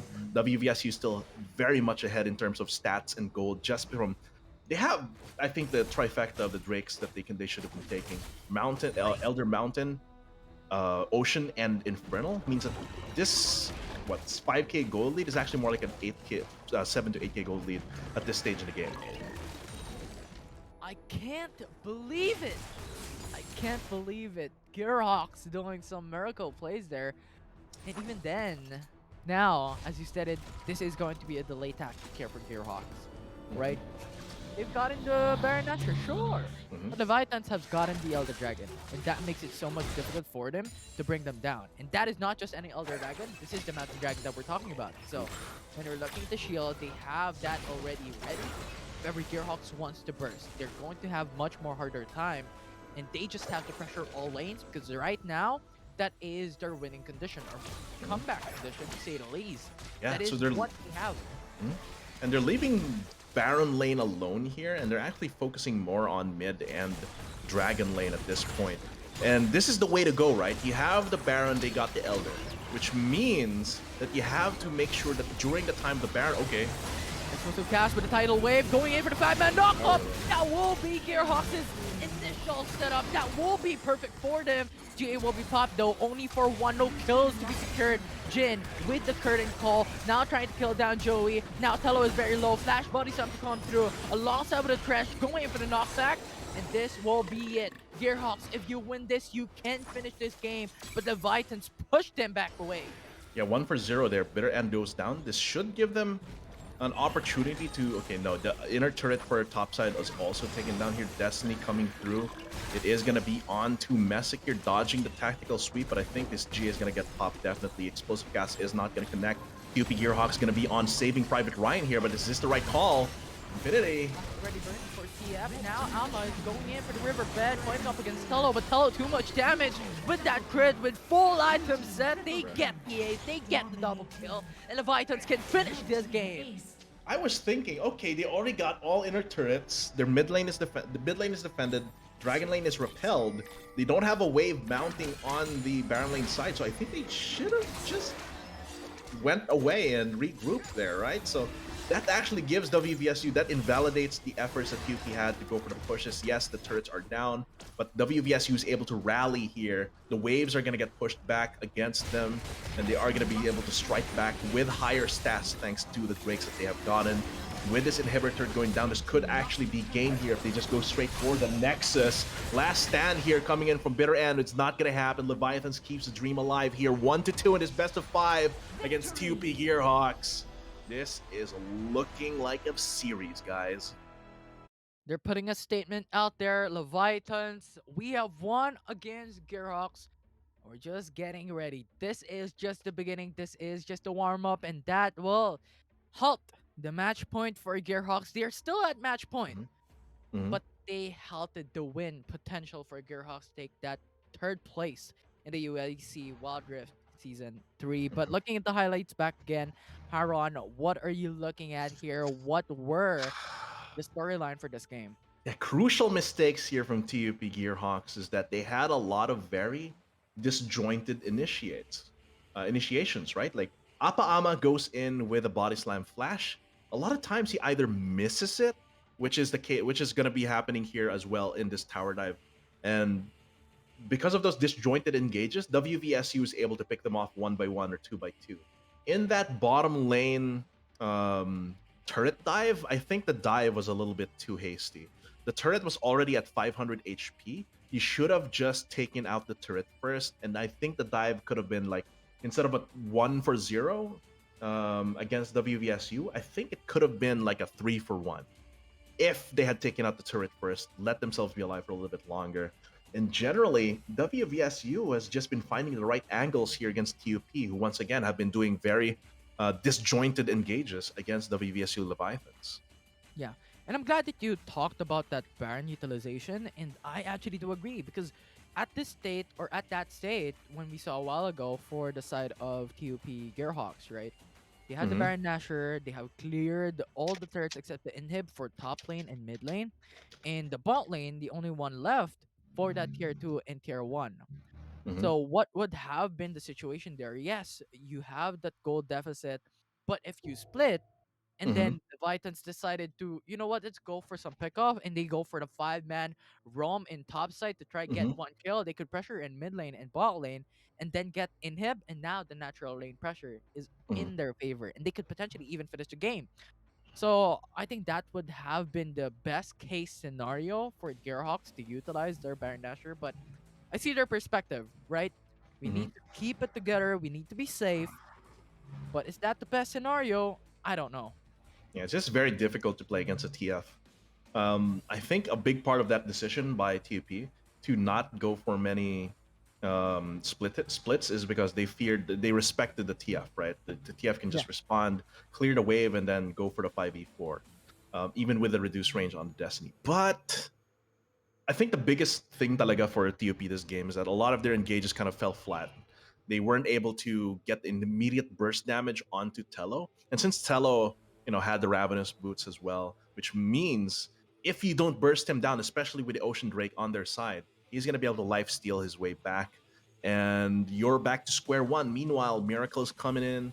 Um, yeah. Meanwhile, you're getting engaged on by the Camille, getting engaged on by the Renekton as well. So it's very difficult to maintain that advantage in that fight, even with a very good engage. So Leviathan showing signs of life. This is what I want to see in a battle for third best of 5. It's great. It's amazing. And you know what else is amazing? Is AcadArena scholarships, Mhm. right? AcadArena recently launched its newest cycle of scholarships that are open to all students, gamers. So if you have any siblings, cousins, or friends who are in senior high school and college, they could apply for our scholarship grant. Simply visit acadarena.com/scholarships and get a chance to be a hashtag AcadArena scholar. And of course, all of the organizations that are playing here, Pylon Esports, from PUP, Gearhawks from TUP, Leviathans from West Visayas, or rather West Esports from West Visayas State University, with the Leviathans roster for Wild Rift, and all the other prestigious organizations that we've had here, such as HOW, of course, Valiant Esports, FIT Tech as well, or FEU Tech as well. All of these organizations have been part of the Alliance program as well. So if you want to bring that kind of energy, that kind of esports to your school, the AcadArena Alliance program is, of course, here for you. Alliance member clubs get access to exclusive tournaments, mentorship, event support, and of course, the Globe Esports Merit Scholarship. Learn how to join the Alliance today at acadarena.com/alliance and build up that infrastructure. Is going to be a long and hard, difficult road to to really get that going, to build up that community in your school. And of course, depending on your school admin, they might not like the idea of a gaming or esports org in your school. So you're going to have to kind of smooth it over, and AcadArena is going to help you with that as well. And if you want to put in the work, you can be like one of the greats here in collegiate esports, like USC Teletigers, LG from ADMU as well, and all the other prestigious organizations as well, including our Ilonggo friends, from West Visayas State University, from University of San Agustin as well, of course Yeah. CPU. So, very very active collegiate Right. esports. So come join. Yeah, it's the best Mhm. program that you can do for the collegiate scene with years of experience, right? And with a lot of universities already set up for the Alliance program. And as you stated, prestigious universities, including Mapua and UST, Mhm. they're here. Mhm. So yeah. So if you guys are interested, visit acadarena.com/alliance if you Mhm. want to learn how to join the Alliance today. Mhm. And of course, we're also on TikTok. So if you love TikTok. memes, short gameplay clips, and of course other student slice of Mhm. life videos, just check out at AcadArena on TikTok. If you're one of our first 1,000 followers, you'll get a chance to win some of our weekly giveaways. So if you like that TikTok, like that Doyen action as well, just go on, post or tweet with the hashtag AA TikTok giveaway to make your entry count. A lot of the info is not going to be on the TikTok itself. So I hope you guys have been enjoying this season of UAC. It wouldn't have been possible without Globe Telecom, Logitech G, and Twitch Student. And speaking of Logitech, if you're looking to supercharge your gaming setup so you can hashtag keep playing, check out their amazing gaming gear at logitech.acadarena.com as well. And we have loaded finally into the draft of this game. Leviathan still with their backs to the wall, but with a lot more energy on their side. Galio still being banned against WVSU. That's never going to be going away. But of course, the Riven now being banned here against Bitter End and Messick. Yeah, and this is an amazing time. Is this going to be a reverse sweep? Is this going to be the match point of win for Gearhawks that they're looking for? We'll see about that. But now, when it comes to the draft, we have already seen Gearhawks banning away Twisted Fate, banning away Galio. These Ooh. are semi-global champions that they want to remove the champion pool. And then we have Nuna and Willem, Ziggs, Camille, and Riven to finish it all off. Hiron, what are you looking at here for a priority for the side of Gearhawks? I like this from WVSU, right? Like, but of course, from Gearhawk's priority here with the Camille and Riven band, this leaves Gearhawks with very few options here. They could go for a Lee Sin here to Oh, of course, the jelly's there. So they did this the same. They did the same thing before, where they prioritized the Nami. I don't think it's the best thing to prioritize, but in the context of this match, I guess it's first pickable. You steal it away from Ed, you secure it for Jelly. And so far, Jelly has only used the Nami, and she has been proficient in it so far. But the real question is, can Jelly actually play other supports other than the Nami? So I think this tells us that they really want to stay on that Nami, and they don't want to show a performance without that. So with the Ezreal being locked in, very strong combo, Nami Ezreal, but Tristana Rakan can be scary as well. So there's gonna be Dragon lanes already locked in. Yeah, they want Tello on that Tristana, that quadra kill Tristana back at it again Mhm. here at UAC for the battle for third game number 4.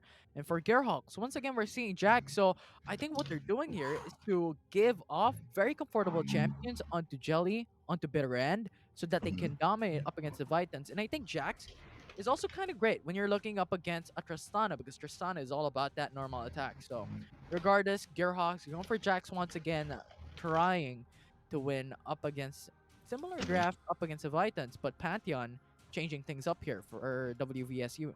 Yeah, so far Pantheon, they got the TF and Galio ban away from them, so they go for another global ulti pickup here, which is the Pantheon. I don't think it's obviously the reason it's not banned despite having a global is that I don't think it's as strong as Galio TF, and of Mhm. course the Nunu against Mac I think is the bigger priority here. It's been banned every time so far in this battle for third against that jungler, but the Pantheon being open here does expose some vulnerabilities onto comp already from Leviathans. Like Pantheon, we don't really see Pantheon being the late game scaling kind of champion. So when Tello comes online on the Tristana, King's job on this Pantheon is, or if it's King playing this Pantheon, is gonna be just to stun people and execute people for the most part. And yeah, this is gonna be on King. He has, I think he has played this before. Relia. Al- Although a great attribute for Pantheon is the passive Hmm. penetration on his ultimate when Yeah. he gets level 5. So at level 5, he's going to be a beast. So we'll Hmm. see For about sure. that at level 5 on how WVSU is going to play around this Pantheon, on how they play around Tristana, because Tristana needs a lot of items to be successful. Hmm. But to follow up for that, we have Aurelia for WVSU and Geralx going for Garen Hmm. and Fizz here. Haron, how are we looking at when it comes to composition? What is the comparison between both teams? Yep. For now, this is looking to be a very I feel like WVS is gonna have a pretty tough time keeping Talos safe on this Tristana because they don't have a full frontline, right? So it's going to depend a lot on Telos positioning. There's margin of error for positioning is gonna be smaller, but this does kind of disperse the carry weight between King, Joe, and Miracle, right? Instead of Tello being the end all be all of their damage, they have three other champions to kind of pick up the slack in case Tello is not able to scale up. But on the side of Gearhawks here, this is looking to be their quintessential comp for this series, right? Like I kind of pegged before that the quintessential Gearhawks comp is Riven, Lee Sin, Twisted Fate, Zaya Rakan. Um, so here it's kind of it's not really similar. The most thing that's similar is the Nami Ezreal bot lane, and I guess Jelly changes the dynamic of that as well since Collagen is not playing. But I think there's a pretty decent comp here from Gearhawks. They have good disengage potential, and I don't think they're the ones engaging here. Possibly, they're probably not going to be the ones looking to engage against the Diana Irelia Pantheon. Yeah, I think it's going to be difficult for them. Hmm. I see where you're going here because you have Jax, sure, Hmm. you have Garen, but the follow up there would be very, very hard as Hmm. Diana can go for the Moonfall. Aurelia can just jump around, dance around in those team fights. So it's going to be really, really difficult when you're looking at the Vitans Hmm. draft is jam packed with a lot of CCs, with a lot of strong feet on this composition. So we'll see how Gearhawks play around this if they can show up with their game 1, game 2 power here in game Hmm. number 4. Yeah. So I do think the game plan here for TUP is just to have Bitter End scale up. Maybe Apa-ama gets a few opportunistic solo kills or 2v2, 2v1 kills. But I think the game plan when the team fights start is you play running back, right? You have Jelly, you have the mobility of Apa-ama and Ushiro. Meanwhile, while you're moving back, you're still poking with Ushiro.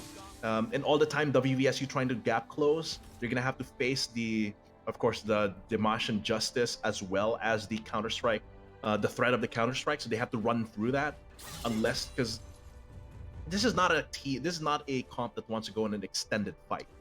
The most that can do that is possibly the Tristana and the Irelia, but it's gonna be TUP giving them a very, very hard time to try and do that. Yeah, and I agree with that statement. And I don't Yeah. know. Right now, it's looking quite of a quiet situation for both teams, and I think we're really just going to wait for that level 5. Everything will come through after that.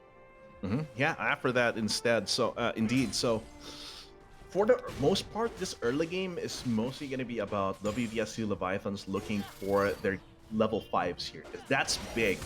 With the Grand Starfall and of course, the Moonfall here from the King, it's going to be a very, very potent dive with the Rakan Tristana onto this bot lane. No matter how much mobility Ushiro can have, they can just go for Jelly instead and then go for a disengage, or just go all in onto Ushiro, take the tower.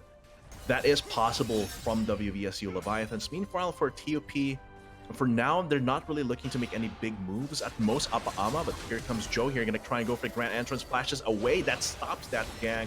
This does still give up the Krugs, but I think TUP Gearhawks would prefer losing Krugs to losing one member as well. They have full intel of where Joe is, so this means that Bitter End can potentially path topside here. It is going to be Messick and Apa-ama here, trying to pressure onto this Diana.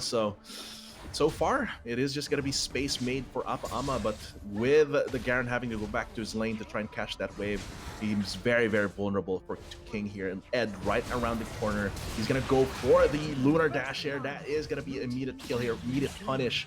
And Joe, nice shield there from the Battle Dance to give him a sliver of HP. Is going to be a 1-for-1 as Bitter End just bonks King for the revenge kill. I think that's still more worth it for WVSU. So far though, this is actually looking to be very even so far, where both teams are going back and forth. No big mistakes being punished just yet, but now that the Pantheon is level 5, King's level 5, they can very much opt to go for these dives on the bot lane or even at the top side to get Miracle going. Yeah, I mean, 1-for-1, even when it comes to that point, you have 11.4, 11.6, 11.8 for WVSU, so only 100 gold difference as of yet. Everyone's playing very, very safe at this point in time because they don't want to go for those risky moves. Now, everyone has their ultimates ready. This would change things up. And of course, no real reason to go for the full-on team fight just yet, with the Drake and the Herald being 20 seconds away. But that will definitely change here. It is gonna be another 1-for-1 happening on the top side here. I do think this is okay. I think Miracle feels okay trading 1-for-1 here because he does scale better in terms of gold than the Garen, but of course, with the Drake coming up, that's going to be a nice chum the waters immediately for kill. Yeah, and they secured that one, and that is actually quite huge because now the Infernal Dragon, Gearhawks, has the numbers advantage. They do not have chum the waters here, so WVSU can go for the fight. They're going for the stun here after they immediately killed down Ama. Leviathans has disengaged onto Gearhawks, but the Dragon will go for the side of TUP. So far, though, yeah, it does seem like it's going to be just Apa-ama going down. So it's essentially 1-for-1 King for Apa-ama, with the Infernal Dragon being taken by TUP Gearhawks. So obviously, that's more worth it for Gearhawks. They're looking to try and wrestle control over this Rift Herald as well. And it doesn't look like oh yeah, definitely not. If you look at the green circles for the ultis, none are up, which means there's no way they're fighting for this Rift Herald. Like, you'd have to be crazy to do that, right? So they give up both big neutral objectives at the start of the game. TUP Gearhawks has a very good opportunity to wrestle and jockey for control over this early game here against Leviathans. Yeah, and even though Leviathan's is currently at a 500 gold lead, doesn't matter. It's too small, it's too minute to actually even consider. And Gearhawk with Infernal Dragon and Rift Herald is just so much when it comes to that advantage. But top lane, Messick will die. An easy takedown coming in from Leviathan. So another Baron lane initiative coming from WVSU. That's good. That's good. Giving Joe 3 kills here early, and he is quite experienced with his Pantheon. It was in my notes, yeah, he did use it once during the playoffs. So here might be a 2v1 here. BetterAnn trying to go for a kill, but he's just gonna get cut down by Joe and Miracle. Once again, another kill here for that Baron lane jungle combo, which is where they want the gold right now. Yeah, and BetterAnn did not expect that Pantheon would be there. And Pantheon would be the worst champion he would fight alongside Miracle, because Joe has all the kills in this game as of yet. Well, not all, but maybe around 8% of all kills right now. So he has all the gold. So BetterAnn just had the bad timing on that, trying to take down Miracle for that 1-for-1 trade, but in the end, it was a 2-4 nil. Gearhawks now at a disadvantage in terms of kill, in terms of gold. Yeah, the question really is, though, where does Joe go from here, right? Obviously, from the way he's been playing, he's gonna continue pressing that advantage that he has. He's like, what, 4-0-1? Possibly. So, once we get a scoreboard, we'll get a better. Yeah, there we go, 4-0-1. Yeah. So, he has 100% KP right now, which is exactly what we want to see on a jungle Pantheon. So where does he go from here, right? Like right now, WVSU, this is the bare. I like saying this a lot, even though they have a 2k gold lead, even though their Pantheon is 4-0-1. That's kind of like the minimum that a comp that has Pantheon wants to be at. So this is like make or break from here on out, and whether Joe can continue snowballing to accelerate the Tristana and the Irelia, or will his power plateau and Gearhawks will be able to stabilize. So that's a big question when it comes to these kinds of comps. Now BetterAnn though going into the bot side, trying to get that kill. Stasis would be great, and now that will be delayed, and killing will not die. That will be amazing. Okay. Coming for the side of Leviathans, instead of killing, it's King going through and through. Yeah, that's the right path to go. Joe knows that he's on a timer on this Pantheon, so he's constantly adding minutes to that timer by getting ahead in gold, getting ahead of gold than on par, right? So the more Joe does that, the more he leverages that without having to use his ulti, the more he's able to impact the game here. And the fact that the moment he uses his ulti, TUP Gearhawks can make moves. Because right now, he's getting these kills without using the ulti.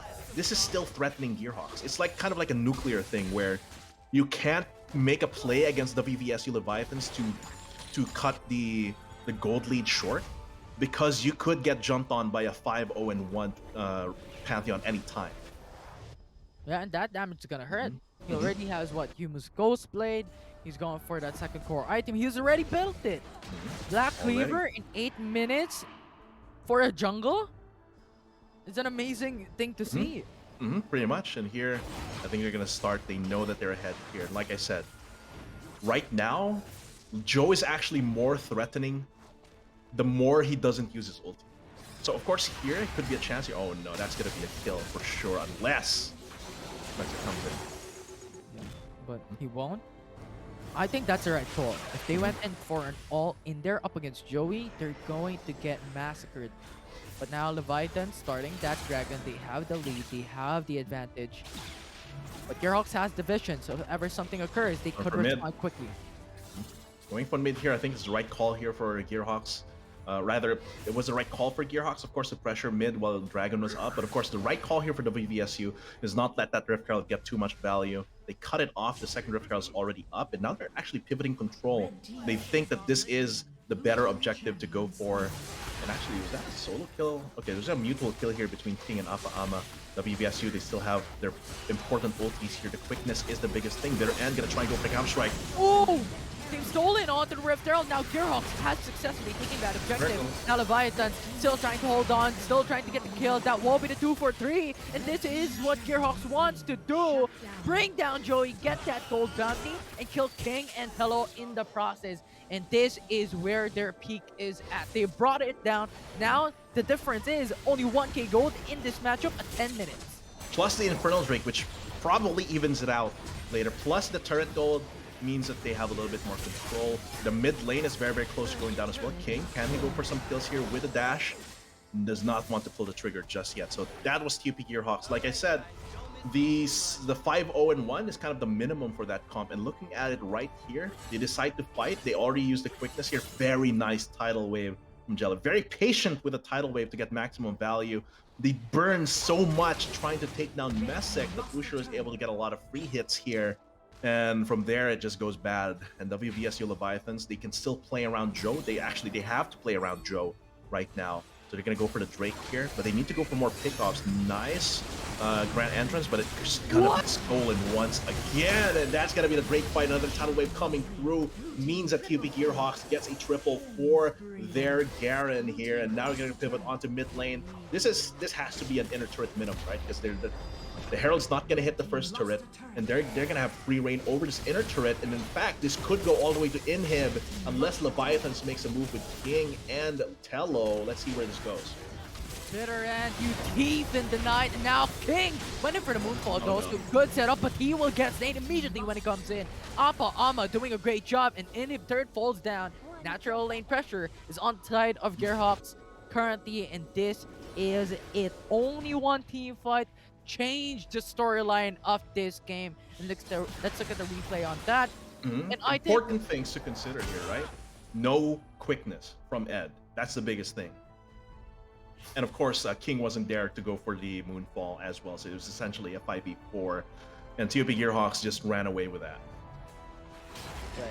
And I think there's a pattern here for a Bitter End. I think you talked about Jelly going for the ultimate, even on the Rift Herald. That was a good setup. That was a good 4-man knockup. But the important thing here is Bitter End has the stun with max range onto Joey, which is able him to go for the smite. And alongside with that, reflects onto the Cloud Dragon as well. So we'll see how Bitter End plays this out. Another stun comes through onto King.